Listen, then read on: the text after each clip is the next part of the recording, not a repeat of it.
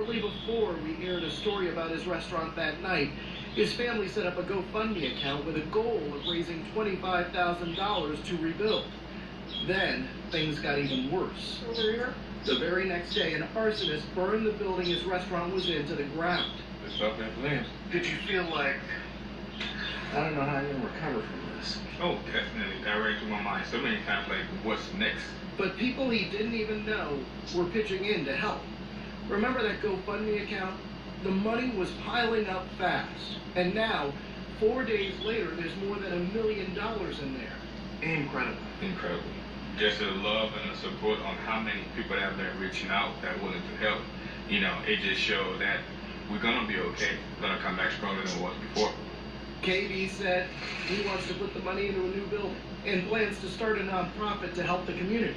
Jeff Begaze, CBS News. Dallas on the left side of your screen. A large group there has been gathering through the afternoon. Also on the right side, the old Tarrant County Courthouse in downtown Fort Worth is filled with people. Similar scene in Arlington this evening, too, where marches started earlier this afternoon. They have wound around the city a little bit. They have now grown to at least a few hundred people. Also of note today, Governor Greg Abbott in North Texas, meeting with local leaders. We'll tell you what he says about the potential to use military force against those who choose to loot and damage instead of simply protest against police brutality. Afternoon, they were chanting. They made a big loop around the city. In the last few minutes, that first big group is broken up. In the last few minutes, we have started to see some individuals gather back here again. They're expecting to see more come here throughout the early evening. This crowd tonight, it was young and marched peacefully right down city streets. We did not see any police in the area as the demonstration started today, but they did become more visible as the crowd got closer to the police department, and officers did block roads for them the rest of the way this afternoon. The demonstrations yesterday, they were also peaceful, but then as it got later and the crowd broke up and then reformed in different places around the city, that is when police told us that people started getting more aggressive and when they started seeing them break into businesses. It was just at that point just complete mayhem. They were just, it was fun and games. They're giggling on the video saying, hey, the law is coming. They were running from us. They wouldn't stop. And so, yeah, we're going to definitely look at our tactics and see how we can prevent that from occurring again.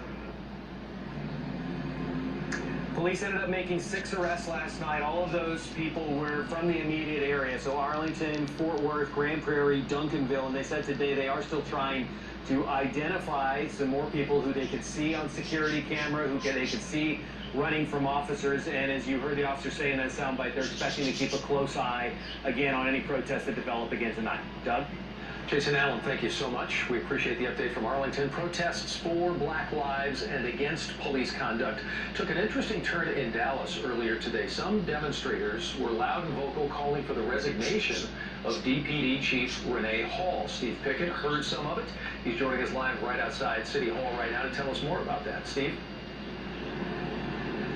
Part of that demonstration earlier today continues here at City Hall as we speak. This particular protest has been through the streets of downtown most of the late afternoon, with a lot of these young folks marching through, stating their case on their views about police conduct, and as you mentioned, for some of them, the police chief. This is over the juggling of letting demonstrators protest on streets, but enforcing the curfew perimeter here in the city. Today, this protest outside Dallas City Hall was directed to the governor, who was here along with Mayor Eric Johnson, and as we mentioned, Chief Hall. Some members of Dallas City Council, including Councilman Adam Balzadul, wanted to show solidarity with the protests regarding the police misuse of force and Black lives.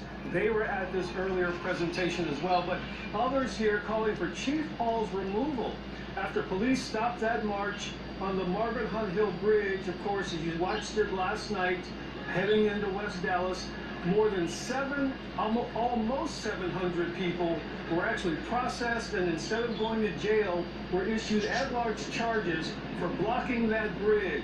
The chief today addressed the decision to go after the protesters for violating what they called roadway obstruction rules. But nothing changes about my job and our job in law enforcement. And we have pledged that we will not allow this city to be destroyed. We will not allow individuals to continue to break the law. And so that is where we are. And in fact, right here in front of City Hall, not really a presence of police. This demonstration has gone on peacefully. These folks have been very consistent and rotating through the downtown area within the parameters, within that perimeter of the design area for the curfew. By the way, it's been extended through West Dallas, through Trinity Groves area, and it begins at 7 p.m. The question is, will this still be here when that 7 o'clock hour hits? Reporting live, Steve Pickett, CBS 11 News. Steve, thank you so much. Good to point out that they did actually this afternoon.